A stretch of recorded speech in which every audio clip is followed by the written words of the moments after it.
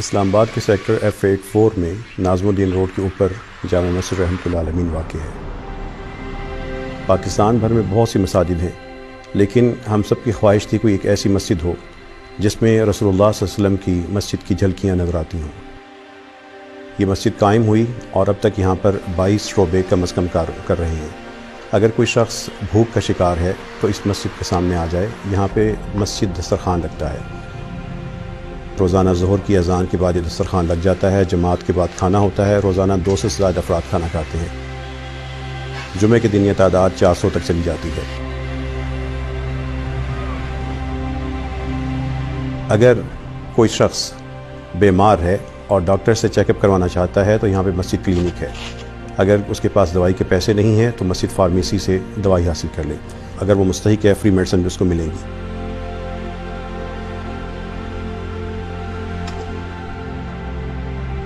اگر وہ تھکا ہوا ہے تو یہاں پہ مسجد آرام گاہ موجود ہے۔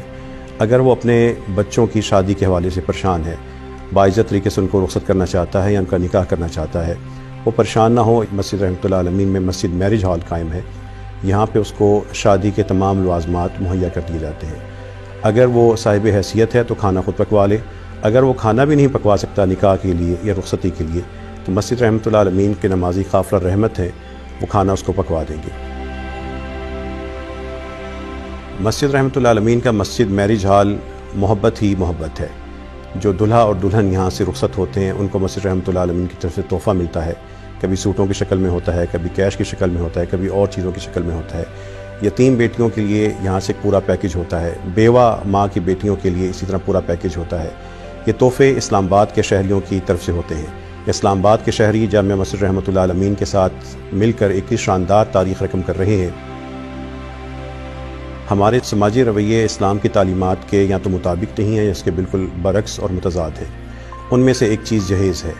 یہ وہ ناسور ہے جس کی وجہ سے ہزاروں بیٹیوں کی شادیاں نہیں ہو سکتی، وہ بوڑھی ہو جاتی ہیں، لاکھوں گھر اجڑتے ہیں۔ اس جہیز کے خاتمے کے لیے مسجد رحمۃ اللہ علیہ نے ان سماجی برائیوں کے خلاف آواز اٹھائی ہے۔ یہاں پہ ایک نوجوانوں نے حلف دیا، اسلام آباد کے لوگ جمع ہوئے، اللہ تعالیٰ کی توفیق سے پورے ملک میں یہ آواز پھیلی۔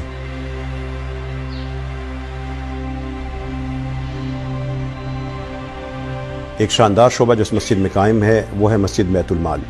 مسجد بیت المال کے ذریعے ہم وہ تمام مستحق مسلمان بھائی جو بیمار ہیں، معذور ہیں، کوئی یتیم ہے، کوئی بیوہ ہے، کسی کی تعلیمی ضرورت ہے، کسی کا علاج کی ضرورت ہے، جو کیش رقم ہے ان پہ خرچ کر دی جاتی ہے۔ یہ شاندار نظام، اس کا پورا ریکارڈ رکھا جاتا ہے، جو آنے والوں کی پوری چھان بین کی جاتی ہے، باقاعدہ درخواستیں وصول کی جاتی ہیں، اور اللہ تعالیٰ کی توفیق سے ہر مہینے 300 سے 400 گھروں یا افراد کی مدد خاموشی کے ساتھ ہو رہی ہے۔ اگر کوئی شخص اس کے پاس کپڑے نہیں ہیں، اپنے بچوں کے یہ کپڑوں کے حوالے سے پریشان ہیں یا اس کے اپنے کپڑے پھٹے ہوئے ہیں تو یہاں پہ آ جائے، یہاں پہ مسجد فری گارمنٹ سٹور قائم ہے۔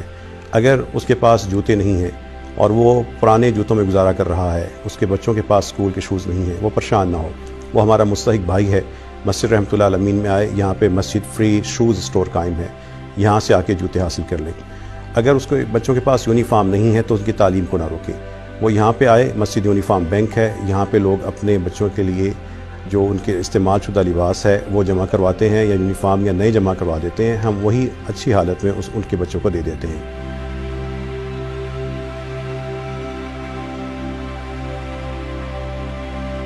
جو یہاں پہ آنے والا شعبے دیکھتا ہے تو وہ سوچتا ہے کہ یہ سارا کچھ کیسے ہو رہا ہے۔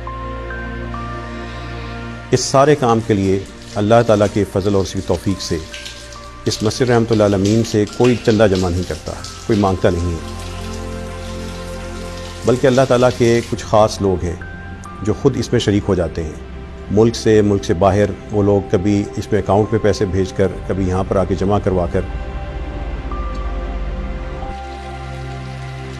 ہم نے ایک نظام بنا دیا، اللہ تعالیٰ وہ نظام چلا دیتے ہیں، لوگ اس میں شامل ہوتے جاتے ہیں، اور جو لوگ اس مسجد کے ساتھ شامل ہو رہے ہیں وہ قافلہ رحمت ہیں، وہ گمنام ہیں، لیکن اللہ تعالیٰ ان کے کام کو دوام عطا کیے جا رہا ہے۔